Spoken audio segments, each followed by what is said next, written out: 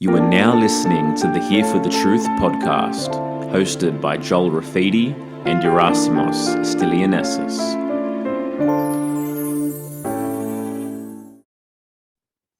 All right, everybody, welcome to episode 25 of Here for the Truth. As always, the first half of this episode will be available to the public and the second half available to our members.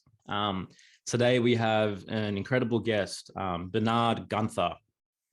Bernhard has had a lifelong interest in exploring the mysteries and hidden knowledge surrounding our planet and humanity's origins, questioning the roots of what constitutes reality and how social and spiritual conditioning impacts upon our collective search for the truth in all aspects of our life.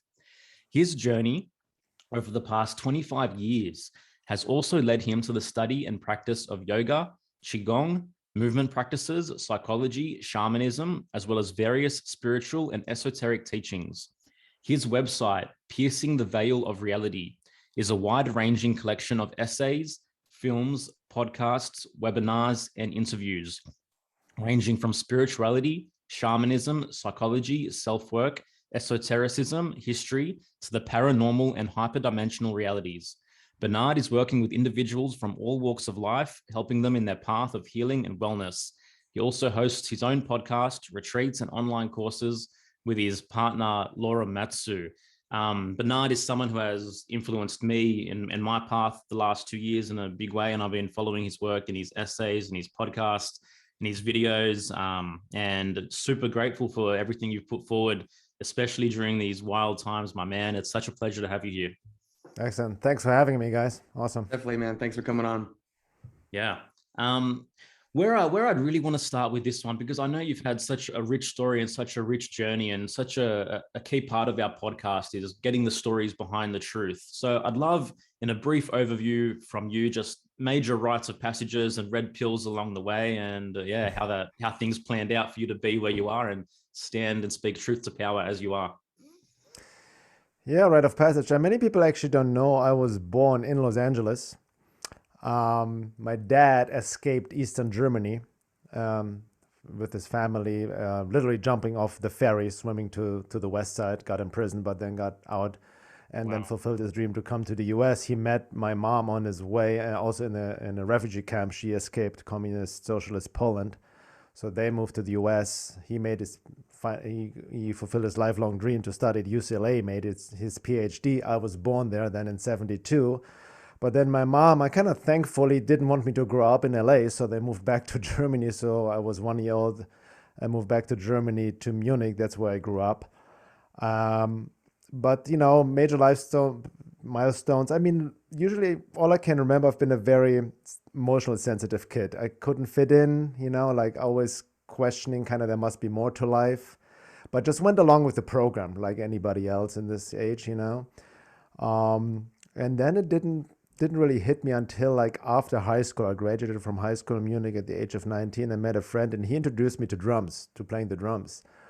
And I remember the first time I sat down playing the drums, I was holding a beat that connected me to something transcendental. So my first spiritual experience I think I had plus playing drums was like, wow, this is amazing. Finally, I enjoy life. And that moment I decided this is what I want to do for the rest of my life. So, I'm an only child, so my parents were very happy, sarcasm, that I decided that. Dropping out of the University of Munich and then just working some odd jobs, saving up money. And then at the age of 22, in 1994, I moved to Hollywood, straight to LA to study drums and percussion at the Musician Institute. I don't know if you guys heard of that, in the middle of Hollywood. Back then in the 90s, Hollywood was a bit more skanky than it's nowadays. So it was quite a culture shock too, from Europe, Germany to Hollywood, There was quite an adjustment, but that's when in my early 20s, explored art and music and expressing myself, right? Emotionally through music and playing drums in various bands. But all along in the back of my mind, there was always like, there must be more to life. What's really going on? There must be more than we've been taught and told. So I always had that splinter in the mind, so to speak, right? That questioning. But then the trigger was really the rite of passage was my own dealing with severe depression and despair and all of that, just, kind of like never being happy and just, had my share of drug experiences and all of that. And then that question, I remember that my band fell completely apart because I got disillusioned with LA too, right? Like, with the whole pretense and image and all of that, kind of like that part of LA, right? And I remember when my band completely broke up with no one. And I was laying in bed, grew up, woke up in the morning, had a day job, just, working at an animal hospital for like $8 an hour. And I woke up crying, really in despair, didn't know what to do. And I remember this voice or something popped in my head that told me, like, I need to figure myself out. You need to know who you are, or you will kill yourself, you will die. And that was kind of like the call, like, who am I? The ultimate question, not only what's going on in the world, but who am I?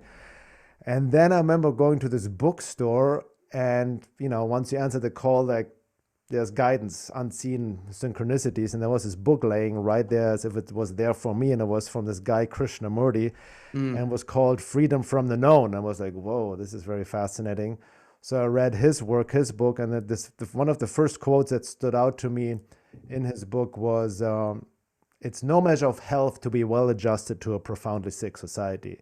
And it's like, boom, I realized even that's why I'm depressed, because I'm adjusting to a world where pathology has become normalized, And I also realized that depression, in that sense, what I was dealing with is not necessarily mental illness, but a cry of the soul of something like, I cannot adjust to the world. I need to know who I am. And that kind of set up the path, right? So, and then I got early on also met my mentor out in the desert, tripping on mushrooms, doing the desert party thing, right? That's how it happens. He introduced me to yoga, and the healing arts and body work, and so I found another passion, another talent I had, doing body work, doing healing work. And I went to body work school and became a professional body worker for almost 2 decades. And then I left the music scene behind, moved to Topanga, in a little hut, literally in the hermit style, living by myself for a decade without being in a relationship even, and just like trying to understand myself, getting deep into spirituality, psychology, but at the same time questioning the world, right? So I also got deep into conspiracy world, right? And I remember that was also in the 90s I got introduced to that in actually this, book, William Cooper, Behold Horse, classic, came across. And then also one of my, back in the days in the 90s, my mushroom dealer gave me this VHS tape of this guy David Icke, of one of his 8-hour or 9-hour talks. That was back in the 90s. Like, holy, that opened up, definitely.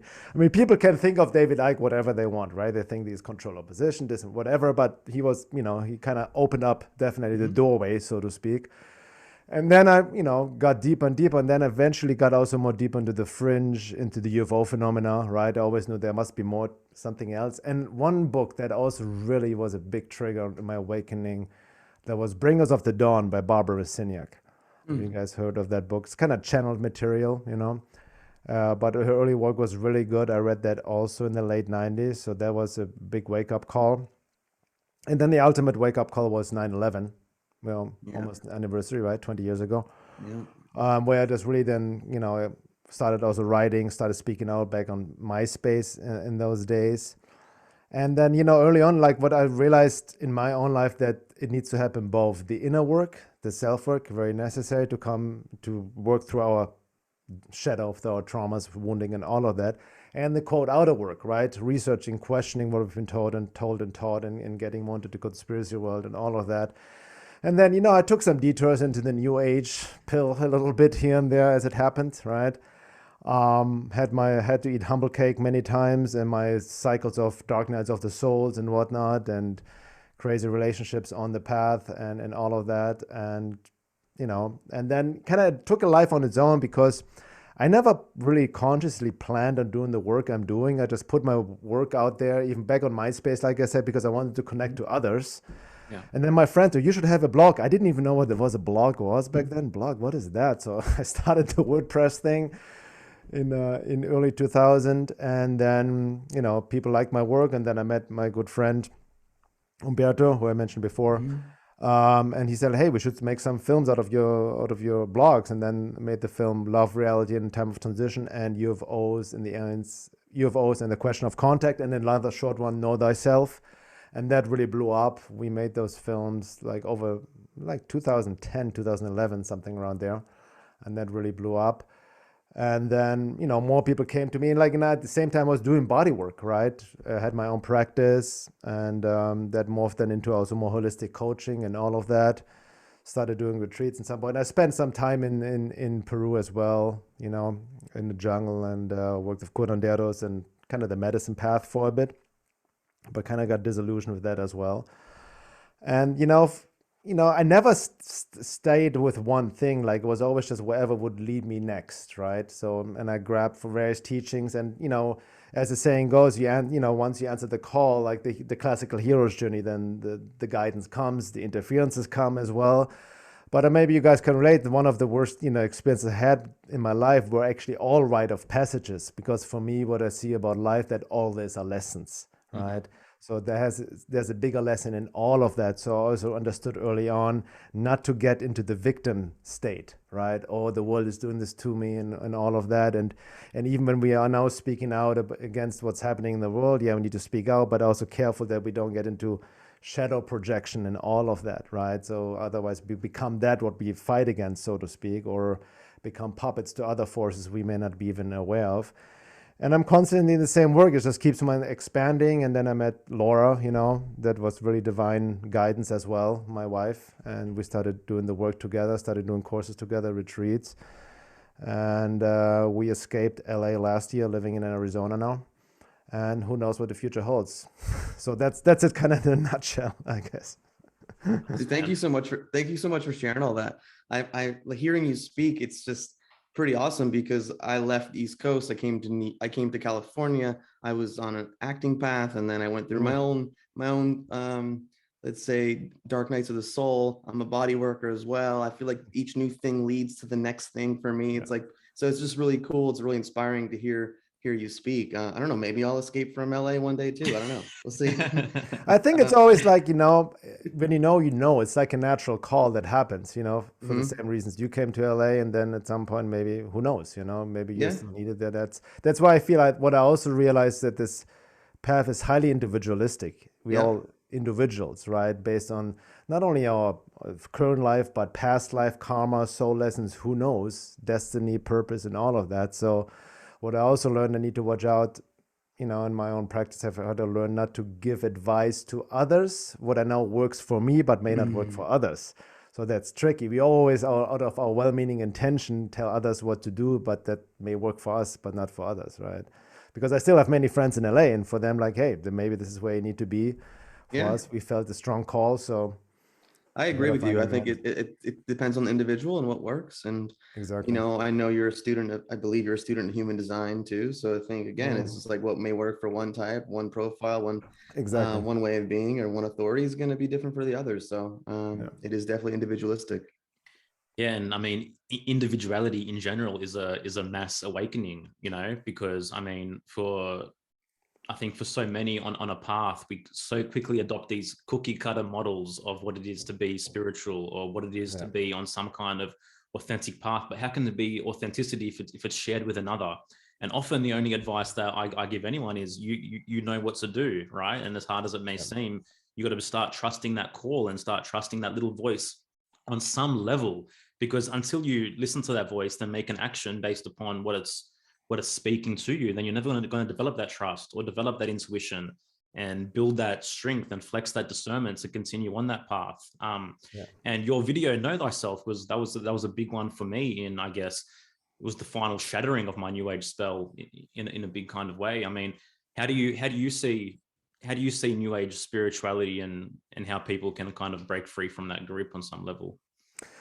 Well, I see different phases. I think it kind of lost momentum after 2012, when there was no mass awakening or mass ascension happening, right? All these prophecies didn't turn out. I think there's a revival happening now, because I see now all of a sudden, because of what's happening in the world, right? There's a silver lining. More people are questioning and waking up, but I see more people gravitating to the fast food spirituality, as I call it, right? The New Age and all of that. And for me, it's really hard, because I've learned also it's not black and white. When you say New Age, everybody has first of all, different definition of 100%. It. I've been called a New Ager because I do body work and massage. I mean,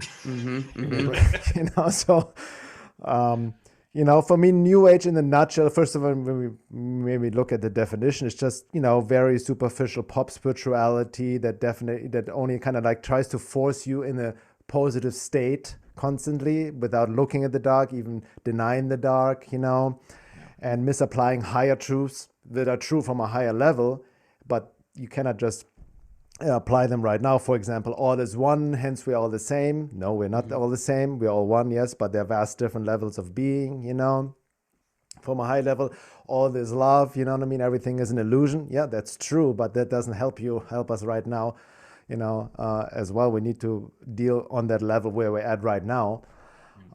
So I think it's truth mixed with lies, and, I've been probably, I've been more like, I'm sure you guys heard of Mark Passio, right? His New Age bullshit thing and all of that, which I can appreciate. But I think I have more compassion for people who get into New Age because I've gotten into it. I can see the temptation, right?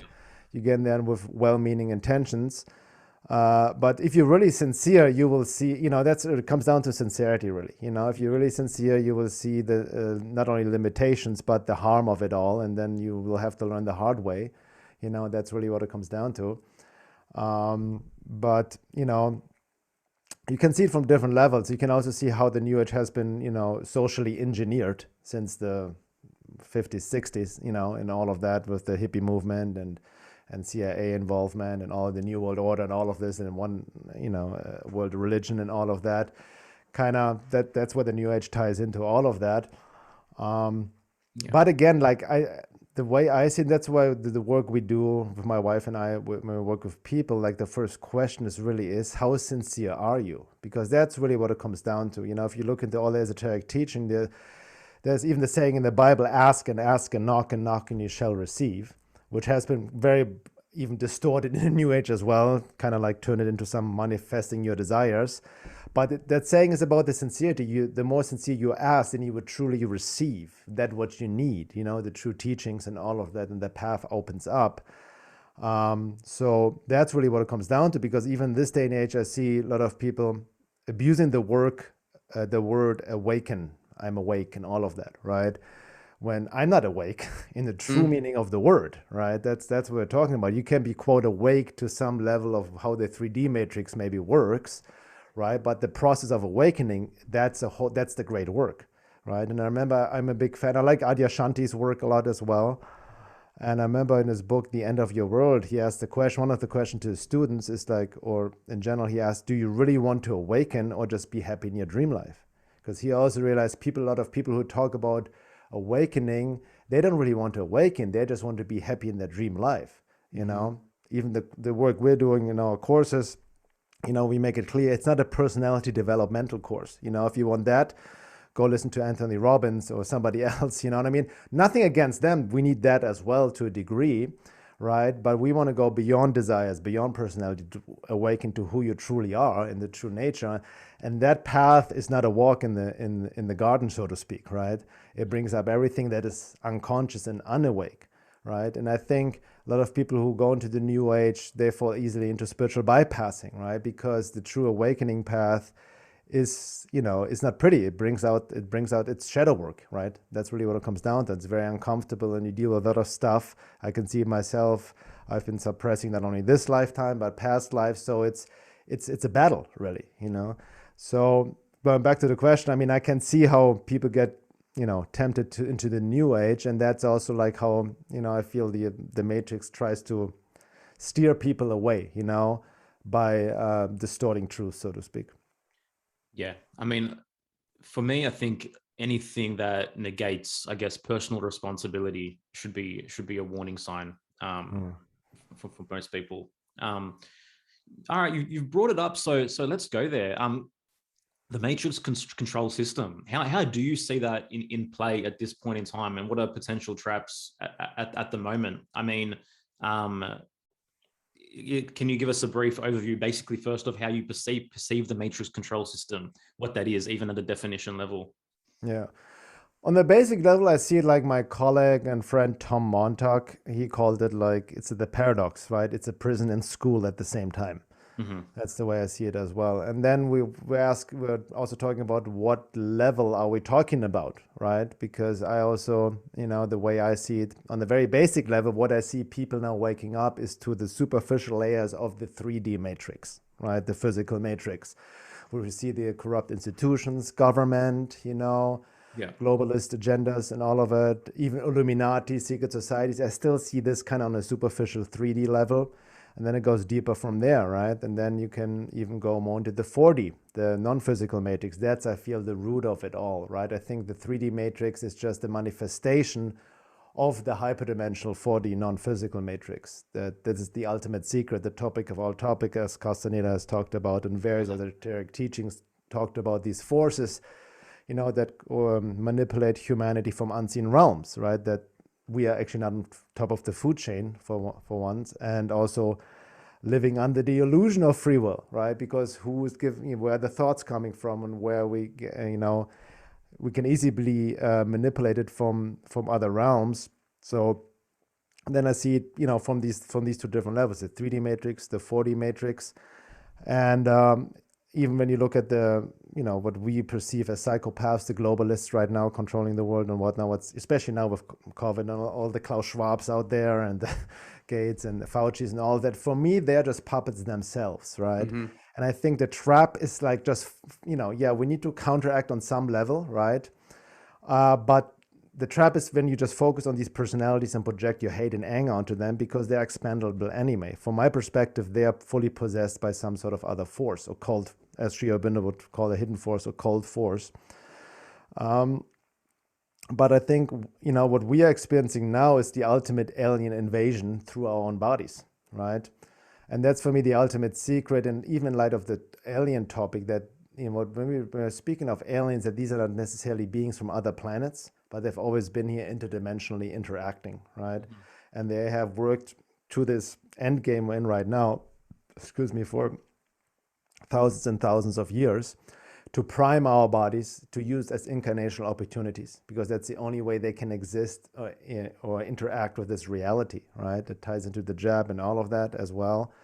And it's maybe a bit far out there, but for me right now, what I'm seeing confirms everything I've been researching for the past 20 years, So I see this more from the hyperdimensional perspective, the matrix, right? Literally, like, I feel a good example is, it's cliche, but the Matrix, the movie, right?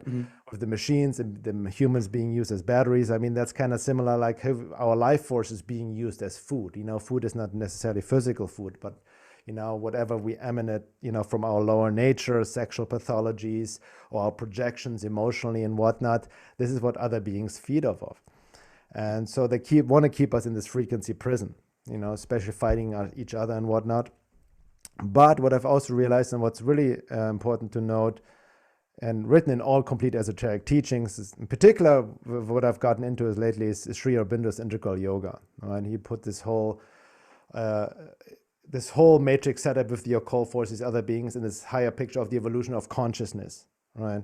Because they have their teaching function as well, these evil entities. Some people, on the left-hand path, the occultists, they make more conscious connection with these beings to get more power and whatnot. But these forces can only get to us, what I realize, where they have certain entry points within us. And the entry points are our blind spots, our shadow aspects, traumas, wounds. Even now, what we are under a collective trauma installment program, so to speak, within, and fears the ultimate frequency that the matrix vibrates on. That's what these forces also then, lock into.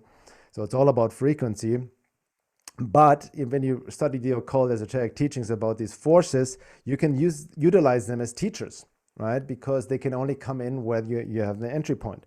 And I've seen this in myself, in my own journey, and I've been through quite some hyperdimensional warfare, interferences, dealing with attachments and all of that, and had to do my own exorcisms here and there and all of. But what I realized is, again, that they served a purpose because they got into something that I wasn't fully aware of through my own wounds and traumas. So the more we engage in the great work, right, which is the alchemical work to quote transcend the matrix, which works on the basic psychological level, doing basic psychological somatic work, shadow work, and all of that, up to spiritual work, the more we anchor the soul. That's the true meaning of embodiment, right?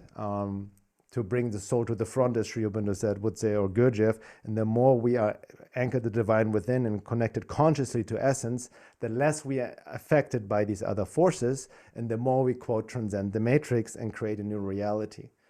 But in context of the evolution of consciousness, I see these forces or evil playing its part as well. We need, this again, the paradox, right? The friction, we need the friction in order to evolve, to wake up. And even now with what's happening in the world, as crazies in Australia and all over the world, and they're coming down with the draconian Orwellian measures, but it always also triggers an awakening of people who would have maybe never questioned anything before, right? So that's, in a nutshell, I kind of see the matrix from these different levels, the 3D, but I look at more from the 4D, the non-physical level. But then also in context of the evolution of consciousness and how we can use it as a teaching function. Awesome. I have a question. Do you think there are when you consider substances, drugs, alcohol, etc., are those substances that open oneself up to entities to come in? I'm curious your thought on that. Yeah, I think yes. Again, it depends on the individual, depends on the context, it depends how much, right? I mean, I've done it all. I told it back in my musician days, my amphetamine days, I've done heroin, all of that, until I found mushrooms that opened up a whole new world. And I believe, let's talk about psychedelics a bit. Yeah, I've worked a lot of psychedelics, in particular mushrooms, DMT and ayahuasca. And two things that has helped me on some level, right? To kind of work on myself, especially a lot of childhood stuff, childhood wounding, trauma work, to do the inner work. It helped to reveal a lot. But I've also seen in myself, like it brought up too much too fast. I wasn't able to integrate it. And then what I also know, that got me actually into this topic, by the way, into this whole hyperdimensional occult topic, because I remember back in the late 90s, early 2000, I got deep into Terence McKenna's work. So I did was working this heroic dose, 5 grams, between 5 and 7 grams, by myself, locked into the rehearsal room of my band. I'm just, okay, let's go there. And I had, quite a few experiences. What always struck me, I didn't have, quote, spiritual experiences, but it was very alien. I was entering an alien world. There were other beings, right? So in these journeys, and then I was experimenting heavily with DMT as well, with these machine elves and whatnot. But at some point, I knew I brought something back too, so I had something within attached to me. So I had to then kind of work through that, so to speak, even working with a shaman and whatnot to get rid of it. So I knew there's something else that can easily, you open yourself up to a different reality. And depending what substance it is, you enter that reality, right? And, especially alcohol and amphetamines is more the lower level of, definitely. So I even that's, as I was studying more, especially Sufism and Arab mythology, they are completely against alcohol, because for them, alcohol, even the word, relates to some sort of demon or some sort of entity, what they refer to, right? And that's what I see now when people get completely drunk, have a blackout on alcohol, like for that time something else took them over, and they were out of body and something else came in, right? And if you really go now into bars and nightclubs, everything has become so normalized, and drunk people and the sexual energy and the hookup culture, it's like infested of entities if you would have the clairvoyant eyes to see, right? And it's not to say that if you have a glass of wine here and there in the evening, that's not a big deal. But, if you really get pissed, so to speak, that's a whole different story. So definitely if you can open up other realms. And I feel if you're more sincere in your own practice on all levels, you become more sensitive to these substances and what you enter. So naturally, you're kind of reluctant, I think, to engage in that, right?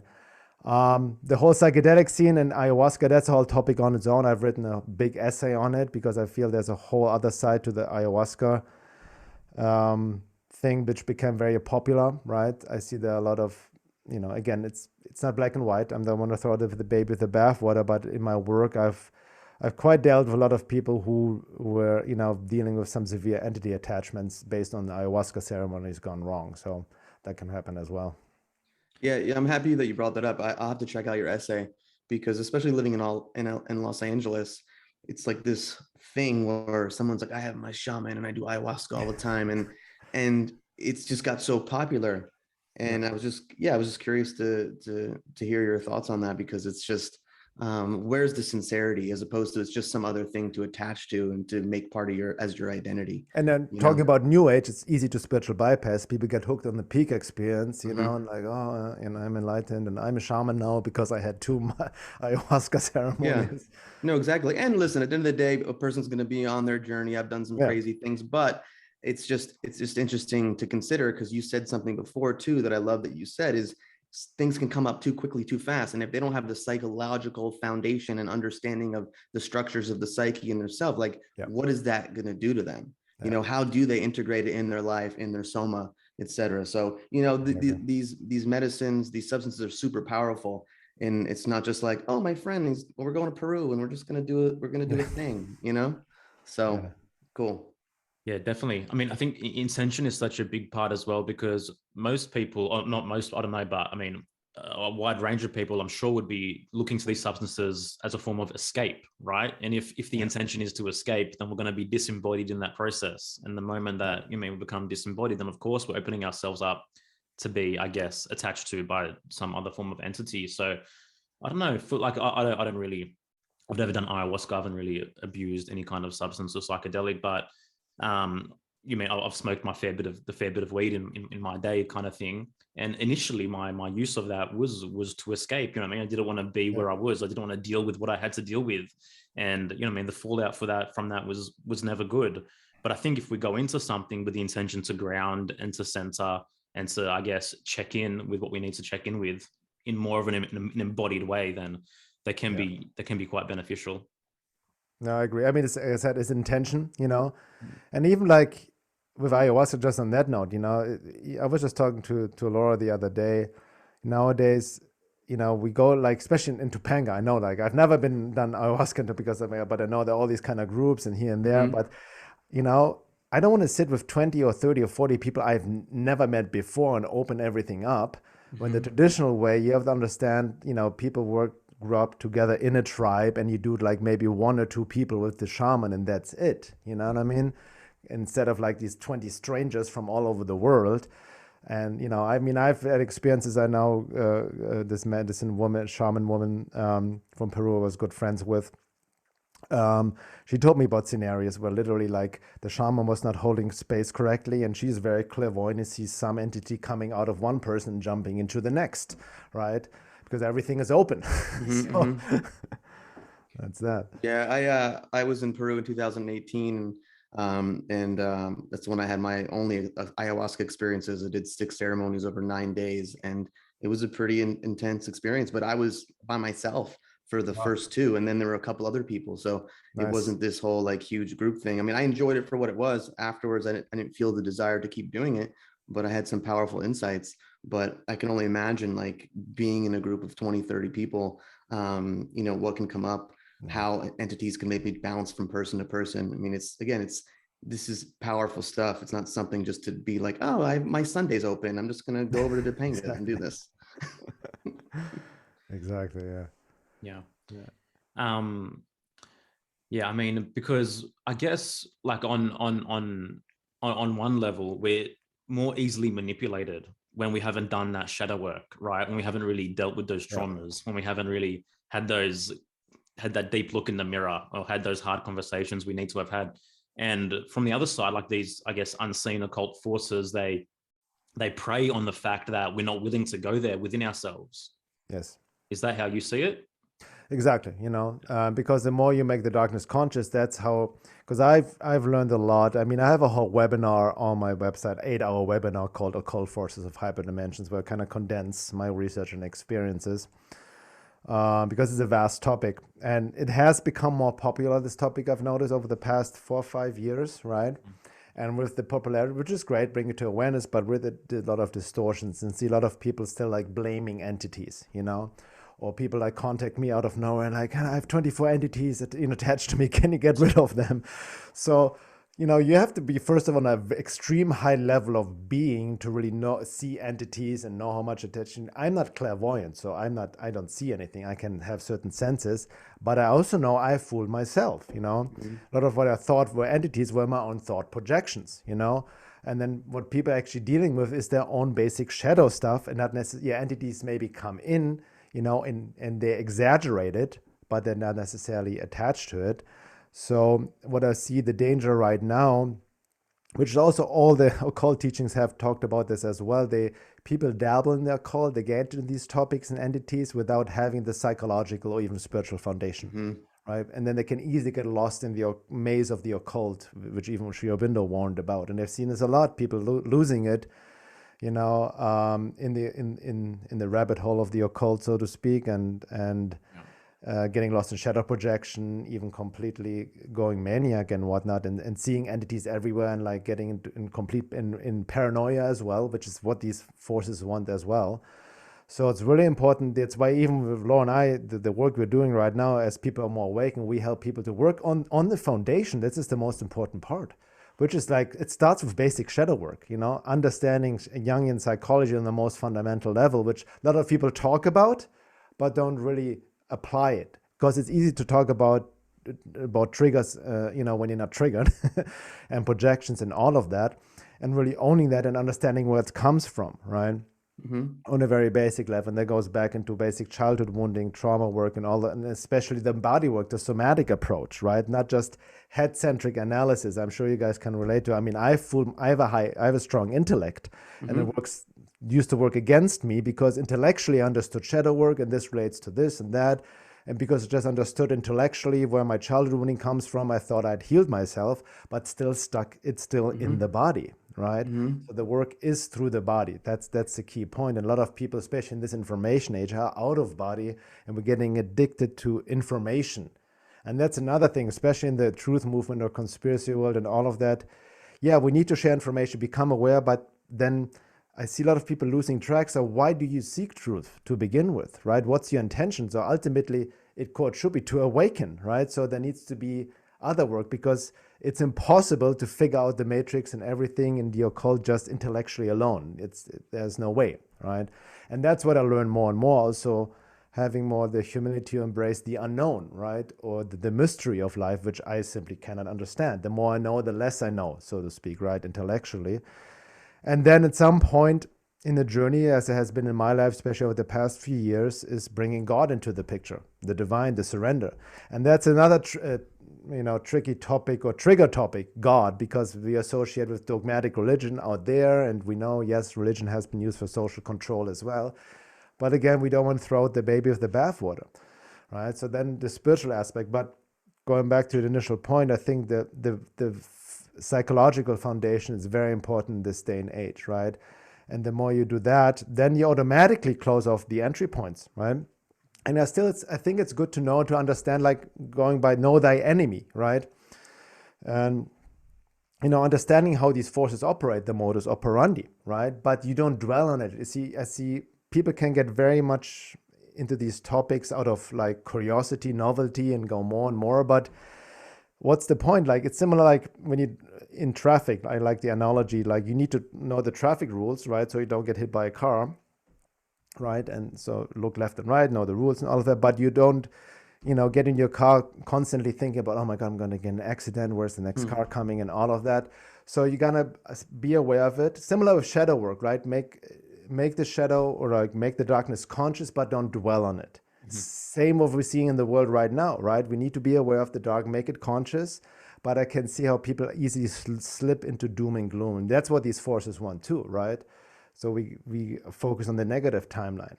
The other opposite is the new age, who just completely ignores that, right? And just wants to pretend that there's only love and light. But in a sense, we need both, like being aware, but being also having this warrior attitude of this healthy detachment, right? And then working on yourself, healing yourself, do the work, use this as fertile ground to do the great work, and also focus on creating a new world in the positive sense, using our creative potential, because that's what these occult forces also use. They use our creative potential to create their reality, right? That's why these millions of people now hijacked. Also, Wetiko, I'm sure maybe you guys heard of Wetiko. I have the book by Paul Levy, yeah. Exactly. So that's what's, Wetiko's taken humans over. And, we see this right now with the woke cult, the the covert cult, and they have no mind, no beliefs, nothing on their own. It's like a group entity that has hijacked them and working through them to install their totalitarian, takeover, so to speak. So we need to take back our creativity, our soul essence, right? Our divine given creative power to withstand, these forces, these anti-divine forces, bring in the light through the inner work, anchoring the divine, and create a positive timeline. So it's also about creating a new world, not just pointing out of what's wrong. I think that's very important in this day and age.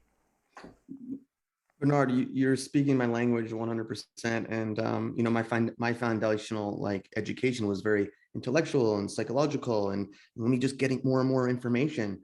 But once I went into the physical body, once I got into really deep body work, into the soma, my view is the body is the unconscious. The body is a vehicle for the unconscious. The body is the shadow. So when you're working with altering structure, working with the tissue, manipulating it, working with the bioenergy, like from a more Reichian standpoint, it really is. That changed my life more than anything. It anchored me more than anything. And I think something that more and more people are waking up to. It's not just like, let me read a book or go to talk therapy, but oh wow, there's this thing called bodywork. Someone told me about it. Exactly. And it's really cool. It's cool to experience. So it's important there's different access points, but I think working with this physical body is such a powerful way to do shadow work and to transform and to have those things bubble up so you can face them and deal with them and integrate them. Exactly. Yeah. The karma is in the body, so to speak, and I think also nowadays there's a lot of psychology also moved to this more somatic approach, right? Which is very, there's new modalities coming out that are really helpful in this day and age. Yeah. And too many people go into this nostalgia of just like the truth is somewhere. We need to travel to the East, to India and whatnot. And there's great wisdom and spirituality there as well. Learn a lot from that. But as Westerners with our, growing up, we also need to have a different approach than people from a different, that grew up differently. Same with what we talked about shamanism and ayahuasca and all of that, right? So yeah, my wife and I just finished Peter Levine's somatic experiencing, which is based on Peter Levine's work. Oh, nice. So it's excellent work. It's just another subtle way, and more social workers, more psychotherapists, psychologists are utilizing these tools where it's like, let's just not talk about our problems all day, but okay, as you're saying this, what are you noticing in your body? Exactly. What image comes to you? Okay, as you're tuning into this image, what are you feeling in your body? So it's just, again, it's a more direct way of working with the nervous system, which on some level you could see your nervous system on some foundational level. So it's good to see. I feel on a basic level, the biggest disconnect is people forget their bodies are even there, right? Yeah.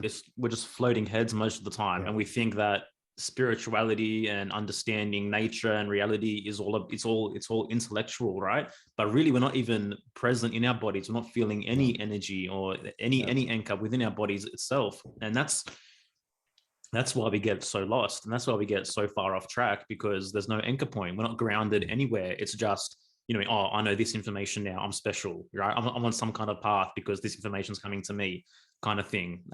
That's what I see anyway. Mm-hmm.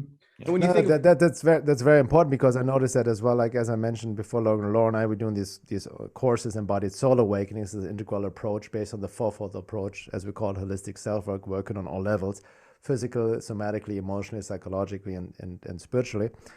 But so people get into sometimes join these courses because of my work. They want to get into the occult, the esoteric, the metaphysical, the matrix, and all of that. And then you ask, but like you just mentioned, Joe, like you asked them, so what's going in your body? How are you feeling in your body? And some people cannot even answer that question. So disconnected, they don't even know how they feel. Or they mistake perceptions for feelings. I feel abandoned. I feel betrayed. Well, that's not a feeling. That's a perception, right? And where's that coming from? What does it remind you of? And that already can open a doorway, like a can of worms, to something that may have happened in childhood they maybe normalized or have forgotten about, right? Yeah. But the entry point is really like, the basic foundation of self-work, what really people need to understand, is just the ability to observe yourself, as Goethe called self-remembering, right? On all levels, to be really aware of your body and what's happening there, and sensing. Even just that awareness alone, I'm sure, as you guys know, creates change. I know this from my own, from just my own body work and doing body mind practices, there's being aware of what's going on in your body without trying to identify it, without trying to judge it, with even trying to change it. That already like creates change, but we need to have that awareness, and we need to get out of here into here. Right? Yeah. Even the simple act of I'm picking some type of food up and I'm putting it into my mouth. Like, what is it that I'm actually doing? And how is this nourishing me? Like the simplicity of like, I'm drinking, it's just like this mindless, I'm picking something up, I'm stuffing my face, like not even that, just slowing down and being present and aware of a simple act of how you nourish yourself. Exactly. Yeah. There's so much more to unpack here, but let's leave it here for the first half. To our public audience, we're gonna let you go here. Thank you so much for joining us. If you'd like to continue listening and check out all our other members only content, please visit us on Patreon. Thank you. All right, to our members, welcome back. We're going to continue this incredible dialogue with Bernhard Guenther. Bernhard, one thing you speak about often, and obviously we're in wild times at the moment, is embodying the warrior archetype. What is that, and how do people do that? Well, step one, yeah, step two, one, exactly. And now you're the warrior. Exactly. Well, the warrior, you can see it from different angles. I think the warrior archetype also ties into embodying the healthy masculine principle, which, as we can see, has been very diminished. The feminization of man, or talking, I'm sure you guys are aware of mistaking toxic masculinity, which is actually healthy masculinity, this whole inversion, right? But I'm talking about also masculine principle, not gender, but the masculine principle, right? Of action, of also boundaries. And warrior archetype in this day and age, meaning also standing up against the evil, against the anti-divine forces.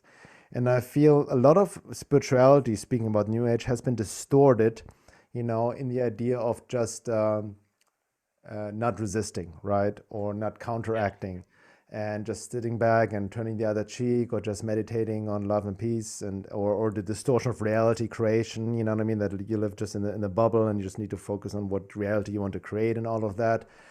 And all of these are distortions. It's very important in this day and age to counteract, as I would call, the anti-divine forces, And I mentioned Sri Aurobindo before. His work of integral yoga really helped me to not only clarify, confirm my own insights and experiences in many ways, because Sri Aurobindo was not your typical guru. He was highly critical of the aesthetics in India, and even highly critical of Gandhi and the non-violence principle and all of that. Very, very fascinating.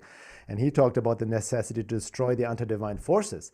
Yes, from a higher perspective, that's how people get confused. There's only one, the divine, and even evil is an aspect of the light, so to speak, like the yin and yang sign, right? But essentially, to understand, a lot of people say we need to get out of duality, for example, right? Don't choose sides, just stay neutral. But a lot of people, to be truly in a non-dual state is literally equals enlightenment, and people approach it intellectually, which I've done as well, and then abused it, so to speak. Because actually, for example, dark and light, or good and evil, is not a duality, right? Because evil does not cannot exist by itself, right? There's only light, and then there's ignorance. So there's importance to counteract, to make the darkness conscious, right? From a Jungian perspective, maybe, or counteract the anti-divine forces and resist them. And we need also action and will, and how this ties into the warrior archetype, for example, how it ties into the healthy principle, the aggression principle, right? Which is also mistaken as violence. But the healthy aggression principle from a warrior archetype perspective, or the healthy masculine perspective, is being decisive, right? Action-oriented, and just doing what needs to be done. Mm-hmm. And also then alignment with truth, and standing up for something, having a higher ideal. That's the ultimate warrior archetype, is to stand up for something that transcends your own personal desires and goals and aims. And I think that's a lot of people are being called to do that, almost forced. This is not about just our own personal wants and needs. This is standing up for something bigger, And I think that's where the warrior archetype comes in. And like any archetype, some people are more drawn to this and that, but everybody's, again, different. We know that as an individual, but it is important right now, to really make a stand. Even we see the protests, fine and good, but even protesting is not enough, mm-hmm. Right? The way I see the warrior archetype to happen right now in the very practical level is complete civil disobedience and non-compliance, without bargain, without compromise, right? Saying no to any vax passports, to the jab, and all of whatever the consequences may be. You know, I see a lot of people, you know, have compassion with, oh, my job, you know, they're getting. That's how the matrix works, by the way, as well. Temptation and force, and like make it harder to live. So you finally take the jab, so you can go to your concert or bar or even your job. But you know, say like, I think you guys had this doctor, this woman on. I like her tweet. She posted something. Don't take the jab. Yeah, Melissa Sell. Yeah, exactly. Yeah. Oh, she's amazing. Yeah, I posted a tweet about you know, don't take the, you know, quit the job that requires the jab or something. She had the tweet out, right? Yep. And she made a good point. Adapt, evolve, right? Exactly. That's what I see the silver lining, you know, to step out. Even I, by the way, I still, last year living in Topanga, I was still working as a body worker. I had my own practice, but I was working at this retreat center called the Ashram in Malibu, right? And they started then requesting, first to shut down, then requesting masks. And I'm like, no, I'm not going to do this anymore. So I knew this, they paid me well. It was a big jump into the unknown, but then it forced me, okay, with my wife, let's do something else, do courses. Like it forced us to be creative, to be inventive, and jumping, and like, and we're actually doing pretty well, right? So there's an opportunity, I feel, right now in all of this, right? In light of the warrior archetype and in light of decentralizing, basically. But it takes, what it requires is taking self-responsibility, you know, not making yourself dependent on your employer, on daddy, on mommy government for payouts and unemployment and all of that. But there's a silver lining, but it requires work. It requires the warrior attitude, right? To be in battle. And, you know, the other thing, what's happening right now, it really forces people to focus on what truly matters. I think that's also a great thing, like not to waste time and energy. And that's also the warrior thing, right? To stay focused on what truly matters. Yeah. And there's one book maybe you guys have been aware of it. You guys heard of this? Yeah, book? the King Warrior Magician Lover. Yeah, it's an older book from the 90s, but it's really good. And the warrior, they describe the warrior archetype very well. It's more geared for the, you know, for man, for the healthy masculine. But again, you can draw on the masculine principle of the warrior, which goes for me for both for men or women in general. But it is really about the necessity to step up and not getting into the fear frequency and standing up, also being authentic. We talked about this before, right? Speaking up, just speaking up, that alone. And too many people are afraid still to speak up, right? Not only because of maybe, again, censor, but they're afraid of what their friends may think, their families and all of that. But that's part of the evolution. You need to embody the warrior archetype in order to individuate. And individuation is the process we're in right now. You can see it from different perspectives, right? You can see it from the Jungian perspective, getting out of the consensus state to individuate, out, separate from the mass, you know. I know you guys into human design, same principle, get out of the non-self into the true self, right? Your individual self, right? And it will always create opposition. You know, you can even see it from the matrix. Once you step into your individual self, there will opposition. Like people have this idea, like if they individuate, that everybody, or like let's put me this way. Adyashanti made a good point. People think enlightenment means that everybody's going to love them all of a sudden, right? And that's not the case. That path, if you even look at all the masters, they have been encountered all kinds of opposition within. You're going to start battling forces within, occult interferences that come in, as all the teachings have talked about, because they try to keep you, you know, locked into the matrix. Nobody should step out of the herd, right? Or you get attacks from other people, you know, from friends and family who can even act as Agent Smith, so to speak, or publicly attacked for speaking out. So people still are very concerned, a lot of concern what other people think of them, right? Hence, we need the warrior archetype. We need the warrior, that armor, right, so to speak, of just going into battle, because we are in the battle, we are in the war, and it's not gonna, you cannot fight the predator with niceness, as Castaneda used to say, right? So, but you know, how the warrior archetype manifests for each individual is different.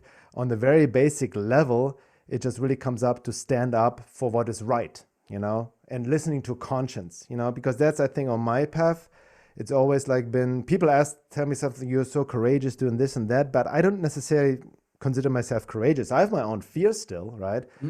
But the definition of courage is like you act despite the fear, and also listening to conscience, what you really ought to do, rather than just being concerned with your own immediate personal goals and whatnot, right? Definitely, man. Like the way I see this is like, we know what the enemy's about. We know what they're doing. Why are we giving them anything at this point in time? You know what I mean? For me, it's a straight cut. I'm eliminating as much reliance as possible. I know which way that system and that quote unquote timeline looks like and where it's going. And you know what I mean? I'm choosing not to partake, and I'm building my own from my core essence and what that really calls for, you know? And it's like, I haven't worn a mask in 2 years. You mean I've never participated in that. I refuse to. There's a hard boundary. And I feel deep within me that anything that I give towards that, I'm actually hurting myself on some level. Also, you know what I mean? In any compromise that I make, when my integrity and everything about me knows that, why would I feed that beast at all? It's a matter of integrity and having respect for yourself, really. You know what I mean? So even like, as you know, if you see in Australia, for you give them a little bit, they take more. You know, you give a little finger, they want the whole arm. And then people always think it's going to, you know, we just do this, we compromise, and then we'll get back to normal. But that's the trap. Yeah. I think once you start standing up and embodying that warrior archetype and saying no, or I will not tolerate this, or this is not how I'm going to live, you just start attracting more people like that. Like, that's how you build a conscious community, is by standing in your individuality with integrity. And we've talked about this often on this show, is that, you know, the last 2 years of my life, I've met the most incredible human beings, amazing people, new friends, people that I consider family. I've known for like a few months, 6 months, because people are standing up in their truth in this certain way. And it's just been really powerful to witness. Yeah, no, I mean, that's, we're finding our soul families, which is not necessarily blood family, you know. And also, but as you were sharing, what reminds me of the warrior archetype, it's not this like, you know, violent going to war and fighting. It's like you mentioned, it's this embodied frequency, you know. Because I've noticed that when I'm truly in my masculine and it's embodied, it's not just I'm like here, you know, it's not this macho thing of like, don't fuck with me kind of thing. It's a very calm frequency. And even I go out to the shops without the mask, you know, like, and I'm just embodied. Nobody bothers me, you know, because I'm just holding the energy, the frequency, right? It's not, I'm not looking for trouble or anything like this. I'm just holding myself, right? Yeah. And it's good to delineate that it's not just for men, you know. I mean, there's so many women that have been taking up the warrior archetype, especially around the whole vaccine issue for the last 20 years, you know, warrior moms that are just standing in their sometimes truth. More than men. We just recently in Sedona, we met, somebody contacted us because this woman contacted Laura and me because I made a video here in Sedona. So they wanted to meet up. So we met up a couple of weeks ago with like 7 or 8 warrior moms, like patriots, who just like, you know, against anti-vax because of their children. Like, you know, they're the mama bears, like they are like, you don't want to fuck with them, you know? So they're really standing up. They're really getting into the warrior archetype. It's beautiful to see. Yeah, no, awesome. I agree. Do you think there's karmic consequences for not speaking up, particularly if you know better? Yes. Good question. And I don't, karma is I don't mean it in like, oh, you're going to be punished and burn in hell for that. No. You know what I mean? But, you know, there's it's willful ignorance, right? There's ignorance when people simply don't know better. They're caught in the fear virus or completely conditioned and brainwashed. But if you're aware of a no, it's your duty at this point to speak out, you know, and make your voice heard, because that's, if we have anything learned from history, like where I come from, Germany, you know what I mean? It is, you know, necessary to speak out for others. So I think right now it's an actual opportunity. So on a deeper soul level, that's when we talk, you know, can go deeper into soul lessons and whatnot. This is a big opportunity, right? Because whatever we don't learn now, we need to learn next time around. So there's no avoiding our lessons, and we don't get to move on individually and collectively until we learn our soul lessons. And part of it is also standing up and speaking up for truth, right? And that means, you know, again, like I mentioned before in the first hour, it's also important, the inner work. So we don't, I see a lot of people getting too caught up in the outer external, and then speaking out turns into shadow projection when you get really upset with you know, Fauci and all of these guys, right? Yeah, speak truth, you know, but also don't lose yourself within that, so to speak, right? Don't forget yourself, as Gurdjieff would say. But yeah, I think that goes back to what I mentioned before, listening to conscience. If you're really in tune with conscience and essence, it's like you have no other choice but to speak out. That's the way I see it. Yeah. You wrote an article, is it Metaphysical Consequences of the COVID The jab? COVID jab, yeah. Yeah. Can you give us a little brief insight as to what that might be from your perspective? Yeah, that looks into the whole, we know about the issues of the COVID jab, which is, we know it's not a vaccine, it's a genetic therapy, gene therapy, so to speak, and we already know about the injuries, the deaths, the statistics are suppressed, or even the cases are suppressed. Even Dr. Simone Gold came out with the data from the CDC that they don't consider, if somebody dies within 2 weeks of the jab, they don't even consider this person vaxxed. By the way, I posted this tweet on Facebook the other day, and now I'm in 30-day Facebook jail again. So there you go. But the way I see it, I wrote another article before that as well, the long-range agenda. What I see happening with the jab is the real bioweapon, and it ties into the depopulation program, right? Which, for me, it's a confirmation. I've been aware of this for many years, right? That's where they're working towards too. COVID, and people think it's a bioweapon itself, Wuhan web. There's a lot of, talk about this as well. I personally don't even think there is a virus as in the way we understand viruses. I'm not saying people are not sick or not dying, but it's not because of COVID. With you. But the real agenda is they want people, it's very obvious that their main agenda is they want to vaccinate as many people as possible, right? So what I see happening is there are all these vax deaths and injuries, which I don't even call injuries. I think it's meant to be this way. They want to, limit the population agenda. They want to get rid of mass of useless feeders. That's what people have to understand, the level of evil of these psychopaths in power, right? But this is not they also know this is not gonna happen overnight. I think it's a long range. We'll see the real side effects on a physical level. Also, a lot of people dying potentially 5 to 10 years from now as the immune system disintegrates with booster shots and all of that. So there's one agenda. Now the metaphysical aspect, that ties more into also in the work of Rudolf Steiner. His famous work and quotes from literally over 100 years ago. In a lecture where he literally talked about the vaccine is going to develop to drive out the spirit out of humanity, to separate the soul from the body, right? And I even wrote an article about this as well in 2015 or 2016. One of my longer articles, Time and Reality Split in the Hidden Forces of Life, was exactly talk about what's happening right now. First of all, there is a splitting of humanity. Also, I feel natural. And also what I've hypothesized, or even through my own research and insights, come to the conclusion that this, what I mentioned in the first hour, the invasion is happening through our own bodies, right? From an occult hyperdimensional perspective, that's where they tag into. And with the jab, it separates the soul more from the body, and the more they can separate it from the body, the more these other forces can come in and take over body, mind, and spirit. And that's kind of the essence of what Rudolf Steiner talked about. He also talked about these forces of darkness. And there are some other confirmations. I posted quoted this woman, this healer, who worked on somebody who got vaxxed, and she's also saw this, that the soul is just hanging on a string, so to speak, right? It's just, and it's not just a vaccine, as we can see over the years, they're poisoning us on all levels. GMO food, they're really that's why our body is our temple. It needs to host the soul. That's why, embodiment is so important.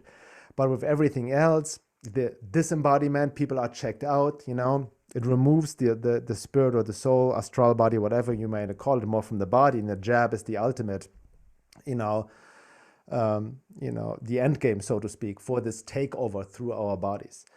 So I don't want to scare people, because people then think, oh, I got the jab. It's a highly individual thing. It really depends on where you're at, your level of being. Everybody's affected differently, and I think the more booster shots you get, the worse it gets, so to speak. But that's what I see. The basic metaphysical aspects is this takeover, you know what I mean? And it's by design, you know, through our bodies to dislodge the soul from the body. And you even read it in their own papers. You know, I'm a big fan. I don't know if you guys heard of Jay Dyer. He's an excellent researcher. Jay's analysis. He does a lot of reading, so I always check out his work because I cannot read all the books. But he now laid out, for example, some of the white papers, the documents in their own words by the globalists, including like Klaus Schwab's COVID-19, the Great Reset, where he really talks about, you know, that human beings are becoming not moving from carbon-based to, what was it, silicon-based life form, so to speak. The transhumanism, the AI, you know, I mean, that ties into that as well. At some point, we probably will already are injected with nanoparticles in all of that. So that's the end game, right? The merging of man with machine and all of that. And that's how I see the takeover from this hyperdimensional perspective. Hence, the importance of the great work of embodiment. That's really like people ask, what should we do? What can we do?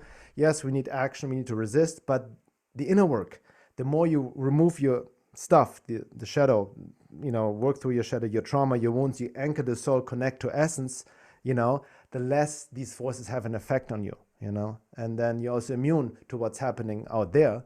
But the jab will, you know, loosen the astral body from the rest of the whole body-mind complex, so to speak. So that's kind of the nutshell of this article. Yeah. And it's probably a bit out there for a lot of people, but for me, based on my work and my research, it's like it kind of all the dots connect with what's happening right now. Yeah, look, it makes sense to me. Makes a lot of sense. There's just so many different angles to look at what's going on and what is potentially gonna play out from all of this. Like from your perspective, there's no stopping the way that Babylon is moving. Like that's the way I see it anyway. I feel like, as you mentioned, there is a timeline reality split, and that's we're kind of at the crux of that at the moment. But I don't really see reform as an option in any true essence of what reform is. I mean, this train is taken off. Yeah, you cannot vote yourself out of it. You know, I mean, I've also gotten bitten. I don't know what you guys' view on Q and all of that. I've gotten into that last year. I dismissed it for a long time, and then I wrote this big essay. And I still see I don't see that black and white. You know what I mean? Like going back to the whole Trump era and Q, I think there was legit military intelligence. I think there's something happening behind the scenes. I don't see all evil in government. There are patriots trying to counteract this agenda, and they've been aware for a long time. But I don't feed into the anon, QAnon, like Trump's savior, and sooner or later, everybody will be arrested. No. Yeah. It's not going to happen. You know, it's like they're doing their part on their level of consciousness, you know, and there will be resistance here and there, but we need to step up to the plate. And like you said, it's not about saving the old system. That's why even that go along with Make America Great Again. Yes, I'm all up for the Constitution, Second Amendment, patriots, yes. But we need to evolve consciousness. It's not about going back to the old days, right? And definitely not going to the great reset of the new normal, right? This is also the forced uniformity. But there's a splitting of humanity, which I feel is natural. I mean, there's the obvious divide and conquer agenda from the Matrix of pitting us against each other, you know, race against race, gender against gender, and all of that. But there's a natural splitting based on the evolution of consciousness, level of being, level of soul integration, right? That's why like people like us connect little pockets here and there, and you see it in your own lives. Some people get out of your life naturally. It's like even, you know, it's not even trying to convince others anymore. That's the most important part. You cannot red pill people. That's because nobody has red pilled us. It came through our own efforts and insight. Nobody forced information on us. You cannot convince people by information alone. If that would be possible, we would be already enlightened, I guess, you know. So there's a natural splitting happening, I feel, right? That's why I say, like before, it's about decentralization. And I don't buy into the doom and gloom, right? It's, again, know their enemy, know their agenda, right? Where they see this going. It doesn't mean that they're able to fully go through with this, right? But you need to understand how they work and what their agenda is without feeding the doom and gloom, while at the same time work on yourself, create something new, right? Find the silver lining, you know? Even with decentralization, even like crypto thing, it's a whole other topic in itself. I used to be very resistant to that as well, but I see an opportunity here as well, right? To kind of detached from the banking system and all of that. So it needs to happen on multidimensional levels, right? We need to like prepare emotionally, psychologically, spiritually, but also physically, connect with the right people. And ultimately goes back what I mentioned before, is this deeper surrender to the divine. I think the most important part, I know for myself, especially like, you know, looking at my life, what I see coming is your connection to the divine, to align with divine will. And the divine will is nothing abstract like God talking to you. Maybe that happens too, I don't know. But it's like connecting to your true essence, to who you truly are, right? And let this be your guidance. Then, you know what to do. And without getting too much distracted by what's happening in the outside world. Yeah. Such an interesting topic. I was raised as a Jehovah's Witness, so there was deep programming in terms of God on me. You know what I mean, from the outset, and a lot of fear-based kind of programming. You know what I mean, always having to, I guess, please Jehovah God. Also, like viewing our current reality as a fallen world to some extent, like a lot of those Gnostic kind of teachings. So that was a big process for me, was actually deprogramming from that. It was actually quite a stranglehold for a long time. Yeah. But now I've kind of moved through that phase, and now I'm kind of at the point where, you know what I mean, I do feel that call to kind of let God back in some context, you know, but like the actual feeling, and not the kind of built entity with characteristics that the initial programming was. So I'm just wondering, from your perspective, like, how do you, like, in deeper terms, what is God to you, and how do you perceive God, and how do you go about that process and building that connection? Well, just as a preface, like words lose their meaning. We can kind of point at it. For me, it's most important, like an inner experience that transcends intellectual understanding, even emotions and feelings and whatnot. But I can see it in myself, just looking back. You know, there's a saying, you can only connect the dots looking back into your life. When I connect the dots, and you know, even at the beginning, I shared my life journey. I've seen now there was a invisible guiding hand, some other force that guided me all along, right? You know, and even like I mentioned, like the negative things that happened, right? That was kind of like God, you know, yanking me out of a situation, you know, despite my resistance, you know, and the more I resisted, the more painful it was, be it broken relationships or my band breakup and everything, you know, because my ego wanted what it wanted, but then there's what the divine wants, right? And then I learned it the hard way. There's a saying, tell God your plans and he will laugh at you, right? So that's the way I experience. There's a guiding hand, you know, so to speak, that has guided me through where I am right now. And you know, the more you're conscious of that and you become more conscious of it, the more you really work through that's why it's integral approach. You work through it on a psychological level, but the more you then connect to essence, your true self, right? And that's where I experience the divine most, first of all, within myself, right? In my true essence, and experience the true state of your soul, of your psychic being, as Sri Aurobindo would call it, or your essence, which is joy, right? And joy in that sense is not what we as the human ego experiences. Joy when you just, you know, would see a concert or cheer for your favorite sports team or whatnot. It's completely independent of anything external. It's the natural state of your soul, right? Of your essence. And the more you connect to that, it's very empowering.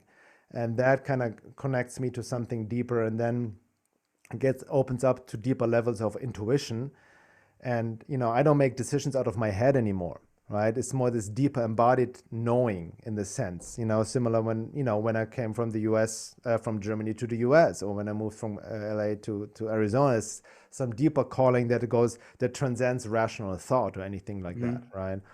So first of all, the divine is an inner experience. It's nothing external out there, but the more you're connected within, then the more you see it externally as well, right? In very synchronicities, you know what I mean? Or you see it even, you know, you can see through the crust of people and see the divine essence as well to a degree. And you see something else is here in charge. Divine will, something larger than any human will whatsoever, right?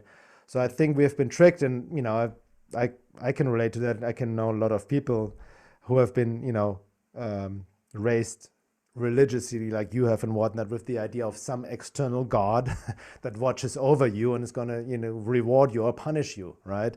And these kind of things. And that's how religion has been used for control, right? for Fear of the thousands and unknown. thousands of years. The problem is then people throw out the baby with the bathwater, and then it became atheists and whatnot. So, but it's also part of the matrix control system, right? The anti-divine forces. That's why the woke left right now, the Marxist, socialist, they're completely anti-God, anti-divine. If you even trace it back, Marxism, Marx had, Laura and I watched this documentary on Epoch Times about Marxism, how Marx was also had some sort of connection to Satanism and channeled his ideology from there, right? Because they want to destroy God. They want to destroy, the divine and bring in the anti-divine forces. So that's why we need to bring that back and rediscover God and spirituality. And you see it even in the US, with the Patriot movement and all that, they bring in Christianity back. It's still maybe externalized, right? But we need a revival of finding the true Christian teachings, which I've also studied, esoteric Christianity, which is a beautiful teaching. It has nothing to do with the, externalization of what we see in the church and whatnot, right? So we need to bring back to the essence, but ultimately it's finding the divine within. Yeah, man, absolutely. I mean, like, you talk about like the woke left, and I mean, obviously Marxism, socialism, fascism, it's all rooted in the collectivism, right? And what better way to destroy God than convince everyone else that they're all the same, And when you realize that God is that in the process, it is connecting with your true essence, your true individuality, because we're all so different, and really tapping into who it is that we are and the different nuances that we can offer as individuals. Like, to me, that is my process of God. It's connecting to who I am, But if I'm someone who believes that I'm the same as everyone else, then I'm never going to get there. You know what I mean? So it's just interesting how you see these collectivist ideologies, then you talk about them being anti-God and anti-life and anti-divine, and those connections. Yeah, exactly. And you see, you guys are you're into human design, right? I used to I was big into that many years ago, and 10 years ago, I delved deep into it and got a few readings, and that's a lot of the human design. I never attached to any of the systems, because I think no system can fully describe you, right? But they're great tools, right? But what I liked about human design is also the description between self and not self, which is it's very esoteric as well, in the sense, right? Of understanding what is the not self and connecting to your true self, which is your essence, right? And then, when you really which is easier said than done, acting according to your authority and whatnot, right? But that is the guidance that shows you that's what I like about this system. It really emphasizes the individual, right? Which goes contrary to the collectivism, obviously. Yeah, I definitely hear you there. I was actually, when you were talking about what guided you previously in your life about your intuition, I was going to ask you, I was like, are you sacral or are you emotionally emotional? defined? Yeah, we're three of us, we're all emotionals here. And so even on the simplicity and that understanding authority was huge for me, because it just shined a light on, I'm experiencing a wave right now. Let me just allow myself to go through it before I just too, man. Well, of course, before I just respond to this text or make this phone call or tell someone to go fuck themselves. It's and even in partnership, this is another reason why I love human design, is when you understand your design and your partner's design, or in business or whatever, it's just a way of understanding self first, and then understanding another person. And so again, it just comes back to the individual. You have more compassion for yourself, more understanding for yourself. You get out of the compare and contrast game, which again, this world, the malignant culture, is always trying to get you to be something or like someone. Or, we're on social media, everyone's like, well, that person's doing that. Why am I not I should be doing that. It's like, no, come back home, look in the mirror, use these systems as tools to get affirmation. I found that these systems have allowed, instead of just being like, oh my God, I didn't know this about me, it was more an affirmation of certain things that I had discovered. And I found that to be a powerful process. Yeah. Sure, man. No, exactly. Yeah. And all right, I guess while we're there, let me introduce you to something a little bit new as well. And I know amazing Laura has an astrology background and practices astrology. So I'm a member of Michael Tessarian's mystery school. It's called Taroscopes. So basically, this is esoteric astrology. It's the way the ancients did it. So back then, there was no computations, no charts, no computer software, compasses, atlas. Basically, they observed what constellation was actually visible in the night sky when you were born, and they built a fixed chart from there, right? So this takes into play the precession of the equinoxes as well, which I'm sure you're familiar with. So for you, being conventional Aquarius, although actually the constellation of Aquarius was in Pisces at the time when you were born. Mm-hmm. And so in the esoteric system, we take your rising sign is simply what's opposite Pisces. So the sun was in Pisces, and what's opposite Pisces is your rising sign, which is what the sun was illuminating. So it's what the sun was pointing at. And this is your key significator. And for you, this makes perfect sense to me. I don't know how you're going to resonate, but it's Virgo, right? And Virgo in the tarot is represented by the Hermit card. Yes. And this is the scholar. This is the bookish, the intelligent, the virtuous, the patience. Okay. Yeah. So in the system that I employ, this would be your core sense of self. And this is the general means by which you will go about your everyday pace of life to get to your destiny, which is where the sun is, which is Pisces. So Virgo to Pisces is kind of the trajectory of your life. And obviously Pisces being the deepest spiritual and mystical card and sign that we have. So yeah, I thought I'd throw that in for you. And you both are hermits in human design in terms of the unconscious line, correct? We're both 6'2". Yeah. I'm a 6'2". Laura is 5'1". I'm a 5'1". Oh, you're 5'1", right on. Yeah, cool. Like 6'2", yeah. And ironic, like that also helped me with human design. That ties. Thank you, Joel, for sharing. That definitely resonates, and also ties into the other systems like human design. I remember like around, a bit later, a bit after my Saturn return, a few years later, but then the moment I went on the roof, right, I moved to Topanga, into the hut, into my hermit phase, literally. Perfect. It's fascinating to see it in that way, yeah. And now I'm like approaching 50. I'm about to approach my Chiron return. I moved to Sedona, so now I'm coming back from the roof. So yeah, interestingly, really I just got on the roof. There you go. Nice. Yeah, it's nice to be on the roof. Like when you really understand, it's like to be more aloof from everything. And it is, man. No, definitely. It's a pleasure to be here. I don't know what that's like. I'm a 5'1", but hey, it's cool. Yeah. Now you guys are the heretics. The investigator. Laura is such an investigator. She has a lot of Scorpio energy too. So cool. Yeah. Awesome. Where are you going to go from here, Russ? I don't know. This is such a great conversation. I'm really enjoying every bit of this and where we're going. We're talking about what's going on. We're talking about solutions. How do you guys start it? Actually, I'm just curious. You guys know David as well, right? David Whitehead. Yeah. Well, actually, my wife and we were interviewed on the Unslaved podcast last year, 2 episodes on awakening somatic intelligence.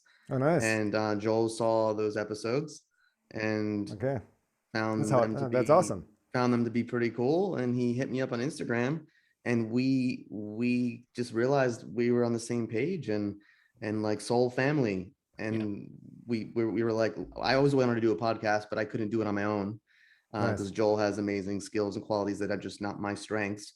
And one day we just said, let's just shoot an episode. It was our first episode, which was called Walking in the Authentic Path. That's awesome. Here we are, 25 episodes later.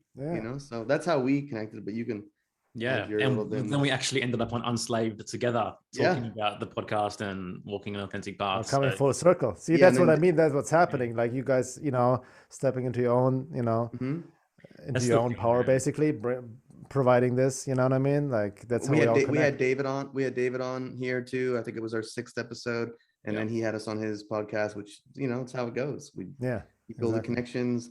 You're aligned in certain ways, and there's nothing like having no conflict between who you are and what you do, and I feel like there's just an experience that many aren't having at this point in time. And I mean, there's so many factors involved in that. Obviously we have reliance on income from the system, and we need jobs, etc. But the connection also between our unhealed shadows, our unfaced traumas, and the reason that they are key blockages as to why we're not willing to participate in our authentic life and who we actually are, and like that's a process that I've been through, and it's so key, man. And before I had the courage, I guess, to actually face those demons, then I was always wanted to escape from who I am, But the moment that you realize that, this thing's just like a burning bush, and it's up to me to put it out, otherwise it's going to consume me.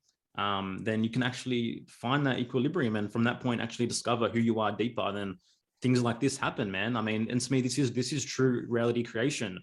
It's the process of discovering who you are and then living as such, and doors open where they never have been during that process. This is for me also the true secret of reality. That's a whole other topic in itself, but reality creation, we have the secret and all of this and visual and what, and it's truth mixed with lies, but ultimately you really tap into reality creation because first of all, what people never, I work with so many people when they want to create their reality, but people don't question, first of all, where are the desires coming from which they need to want to manifest. And now I know for myself, a lot of desires had in the past, even when I came in my early 20s to the US, like, I'm going to be a rock star. It was a lot of based on childhood wounding, right? I was bullied. I'm going to show everyone that I'm, all of that. So a lot of desires people have are based on childhood wounding, conditioning, social programming, compensation for insecurity, and all of that. So the more you do the work, like the desires I used to have, I don't have anymore, right? Even though I thought, so that just falls away. And the more you connect to essence, which is divine will, then you really in the flow and start naturally manifesting what you truly need and desire from a deeper soul levels, including all the soul levels. And that gives you a much deeper fulfillment rather than what you think you want, right? And that also implies, like you guys experienced, that's what I mean in this day and age, to step up to the plate, to, see the connections, synchronicities, and then also jump into the unknown like you guys did, right? And then who knows the ripple effects, what will happen from then on, the people you connect with and whatnot, Similar to, because the reason I'm asking, because the first time I heard from you guys also is from David, I remember he posted, oh, that's a new podcast. I never heard from you guys. And then Laura posted, I think Joel, I love your tweets are awesome. Laura reposts your tweets, So it's like, oh, I think the guy whose tweet you post, he just contacted me for a podcast. I'm like, so that's how it happens, right? We I don't know if you remember, we chatted once before. I put a pre-application in for one of your courses once upon a time, and we had a little 10-minute conversation. Never went anywhere from there, but I don't actually met one time. I've talked to so many people, so I'm sure. But man, everything you say is so resonant. I mean, for me, my background is a hip hop artist, right? And my entire life wanted to prove everyone wrong, make a career out of hip hop, win the Grammys, and it's all I freaking wanted to do. You know what I mean? But it's true. Where are these desires coming from? And the culture that we're raised in, especially with the Hollywood programming, et cetera, et cetera. There's so many pseudo desires and pseudo morality and pseudo paths and pseudo traps for us to get caught into. And it's a process that obviously you have to learn through experience. And I mean, it's true. Yeah. I moved out to LA to continue pursuing an acting career. Yeah. I think most people have moved to LA either for music or for movies. But it was coming from a place of well, how can I be the most special? Right. I'll be on the big screen and people will respect me and love me and clap for me and I'll get a lot of women and whatever the case may be. It's just like this programming. And then as you continue you go through those dark nights of the soul and you do the healing work and things start peeling away and you start stepping more into your essence and who you are. These things don't matter anymore. Exactly. So it's pretty cool to witness. Because I also realized, the more, I've studied a lot of, I don't know if you guys heard of A.H. Alma's. I really like his work as well, the diamond approach. Okay. And you see it in myriad other esoteric traditions, but he lays it out very well. Like any desire you have is really what you're really looking for as essence within yourself, your true self, right? That's why in the ancient days, the aesthetics, they also, even Buddhism and all the Eastern traditions, they say, desire brings suffering, which is true to a degree, but then they went the opposite end of rejecting any desire, right? And rejecting even the physical world and all of that. And that's the path of the aesthetics, which Rabinowitz was very critical of as well. That's almost life denying. Yeah. And really what it comes down to, Alma said, it's not about denying desires. First of all, where's the desire coming from? Understanding what you're looking really for is essence, even the desire for a partner, desire for this and that, what you're looking for is your true self. So it's not necessarily denying desire, but being detached enough from it that you don't use it, to give your power away for the ultimate fulfillment, because I'm all up for also creating abundance and fulfilling your desires, enjoying life, right? But not grasping on it. And I think we have, if you haven't really found yourself or don't engage in the inner work, you're always externally looking for something, right? And then you're in this, that's why we're in the place we're in the world right now. But the more we can connect to within ourselves and be more detached, or not that attached to desire, and can still enjoy life without the grasping. That's kind of like when we really also change the frequency of the world, I feel. I think that's a beautiful place nutshell. to leave this, man. Yeah. Bernhard, I know you got to run, and we're so appreciative of you making time for us, and thank you so much for standing in so much truth and so much power, and for bringing your gift and your experience and everything that you've been through, and culminating that into this force that you are at this point in time, man. So thank you.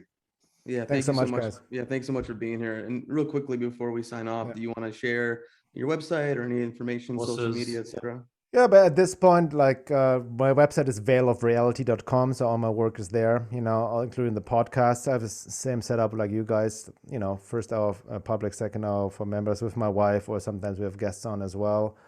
All my writings there, videos, social media. I'm in Facebook jail again, so I have a Facebook page. We have a Telegram channel at Time of Transitions, our Telegram channel. That's where we mostly now post uncensored material, Yeah.